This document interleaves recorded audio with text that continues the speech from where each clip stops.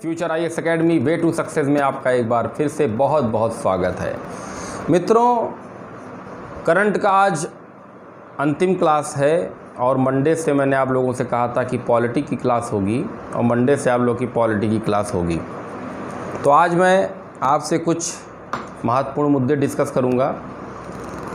आज मैं आपसे चीन की विस्तारवादी नीति के बारे में कुछ बातें करना चाहता हूं। उस आर्टिकल के बारे में आप कुछ बातें करना चाहते हैं।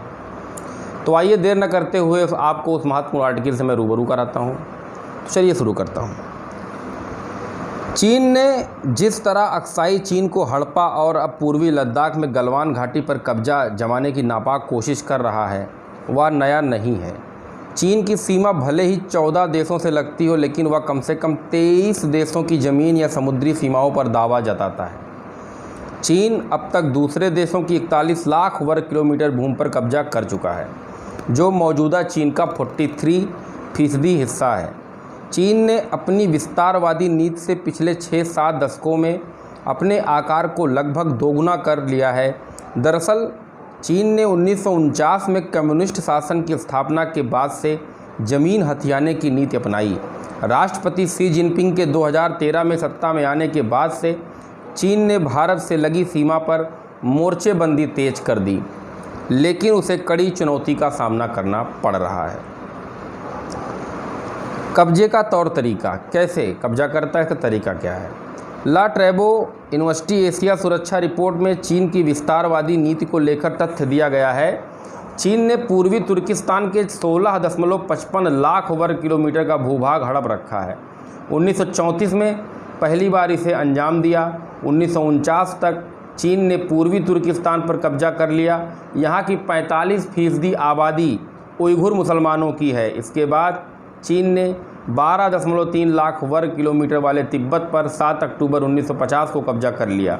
80% बौद्ध आबादी वाले तिब्बत पर हमला कर उसने अपनी सीमा का विस्तार भारत तक कर लिया। उसे यहाँ अपार खनिज, सिंधु, ब्रह्मपुत्र, मिकांग जैसी नदियों का स्रोत मिल गया। चीन ने 11.83 लाख वर्ग किलोमीटर भूभाग वाले मंगोलिया पर अक्टूबर 1945 में हमला कर कब्जा जमा लिया। यहाँ दुनिया का 25% कोयला का भंडार है।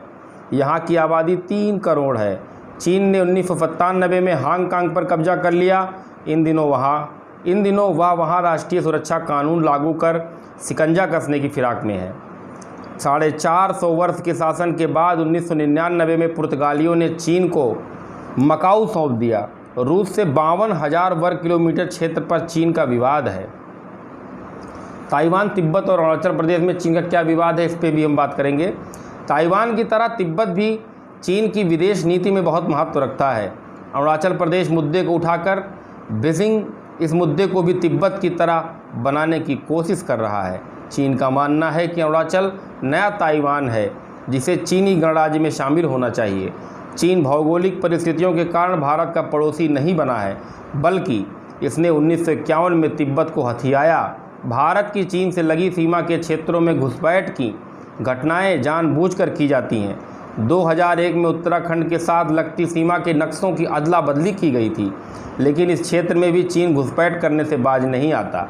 सिक्किम की तिब्बत से लगी करीब 206 किलोमीटर की सीमा विवादित नहीं है और इसे चीन भी मान्यता देता है, लेकिन इसके बावजूद इस इलाके में घुसपैठ होती रहती है। चीनी सेना बर्फीले हिमालयी क्षेत्र में घुसपैठ के जरिए और तिब्बत में सैन्य तैयारियों के चलते अपने रेल संपर्क को पाकिस्तान अधिकृत कश्मीर, नेपाल, म्यांमार और बांग्लादेश तक बढ़ाना चाहता है। उसने दक्षिण एशिया और हिंद महासागर में अपने सामरिक दायरों को बढ़ा लिया है। चीन देंग शियाओपिंग के ज़माने में हाइड एंड बाइड, छिपकर मौके का इंतजार करने की नीति को छोड़कर सीजिंग अपॉर्चुनिटी, मौके को पैदा करने में नीति पर अमल करने लगा है। भारत की नीति क्या है? जानकारों की राय में जब तक भारत अपनी स्थिति को देखते हुए मुखर और आक्रामक नहीं होता, तब तक यह टुकड़ों टुकड़ों में चीन ज़मीन कब्जा करने की नीति पर अमल करता रहेगा। चीन ने तिब्बत को छिंगहाई से जोड़ने वाले रेल मार्ग बना लिया, जो तिब्बत को शेष चीन के साथ जोड़ता है। यह 1985 किलोमीटर लंबा रेल मार्ग चीन के लिए सामरिक महत्व का पड़ाव है। यह रेल मार्ग भारत, नेपाल और भूटान की सीमाओं के बहुत करीब है। चीन ने तांगुला रेलवे स्टेशन का निर्माण किया है, जो कि 5068 मीटर की दूरी पर स्थित है। चीन अब अपने तिब्बत के भूभाग को पाक अधिकृत कश्मीर से भी जोड़ने में लगा हुआ है। भारत ने सीमावर्ती क्षेत्रों में चीन की मौजूदगी के खिलाफ जो उपाय अपनाए हैं, उन्हें चीनी सैनिक सीमा में घुसकर टेंट लगाने, फ्लैग मार्च करने, बंकरों को नष्ट करने और निगरानी कैमरों को छीनने का काम कर निष्क्रिय बता देते हैं। ये बहुत महत्वपूर्ण आर्टिकल था जो मैंने आज आप लोगों से डिस्कस किया। 1 जुलाई 2020 की एक ही महत्वपूर्ण न्यूज़ मैं आपसे डिस्कस करना चाहता हूँ। पीएम मोदी ने मंगलवार को ऐलान किया कि प्रधानमंत्री गरीब कल्याण अन्न योजना का विस्तार नवंबर महीने के आखिर तक कर दिया गया है। इस योजना के तहत 80 करोड़ लोगों को और 5 महीने तक राशन मुफ्त मिलेगा। पीएम ने एक राष्ट्र एक राशन कार्ड योजना के जल्द लागू होने की बात कही है। तो आप लोग एक राष्ट्र एक राशन कार्ड के बारे में कमेंट करके बताइए। 2 जुलाई 2020 में मुझे एक इम्पॉर्टेंट न्यूज़ लगी है मित्रों, वो मैं आपको बता दूं। रेलवे ने निजीकरण की दिशा में एक बहुत बड़ा कदम उठाते हुए बुधवार को यात्री ट्रेनों के 109 से अधिक रूट पर परिचालन के लिए निजी निवेश के पात्रता अनुरोध रिक्वेस्ट फॉर क्वालिफिकेशन या RFO को आमंत्रित किया है। अब रेलवे में निजीकरण की बात की है कि बहुत सारे सामान जो भी प्राइवेट कंपनियां अपने भिजवाएंगी, तो वो जो भी कंपनी हायर करेगी ट्रेन को, उसकी देख रेख अब प्राइवेट कंपनी को ही करना पड़ेगा। तो इस तरीके धीरे धीरे मेरा ये मानना है कि एक तरीके से ये रेलवे को प्राइवेट सेक्टर की तरफ बढ़ाया जा रहा है। मतलब रेलवे का प्राइवेटाइजेशन करने का एक नया मार्ग, एक उम्मीद की किरण दिख रही है कि आने वाले समय में रेलवे का प्राइवेटाइजेशन हो जाएगा। प्राइवेटाइजेशन होने से फ़ायदे भी हैं और नुकसान भी हैं। प्राइवेटाइजेशन होने का पहला फ़ायदा ये है कि जो नियम होंगे, कानून होंगे, वो बड़े सख्त होंगे, क्योंकि प्राइवेट सेक्टर में काम करने वाले लोग ये जानते हैं कि तनख्वाह कैसे मिलती है। तो ये एक रुझान है, ऐसा होगा नहीं फ़िलहाल, लेकिन एक रुझान है। इससे मैं आंकड़ा लगा सकता हूँ कि आने वाले समय में रेलवे को हम लोग प्राइवेटाइजेशन आगे आने वाले समय में बहुत समय लगेगा, अभी नहीं, लेकिन आने वाले समय में रेलवे का प्राइवेटाइजेशन हो सकता है। भारत रूस संबंध, राजनाथ जी की मास्को यात्रा के लाभ क्या हुए हैं, इसके बारे में थोड़ा बताना चाहूँगा।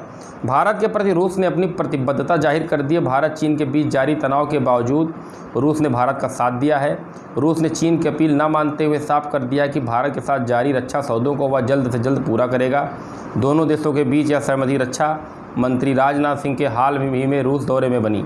रूस तय समय पर AK-203 असॉल्ट राइफल, कामो 220-60 लाइट यूटिलिटी हेलीकॉप्टर और मिसाइल सिस्टम S-400 की आपूर्ति करने के लिए तैयार है।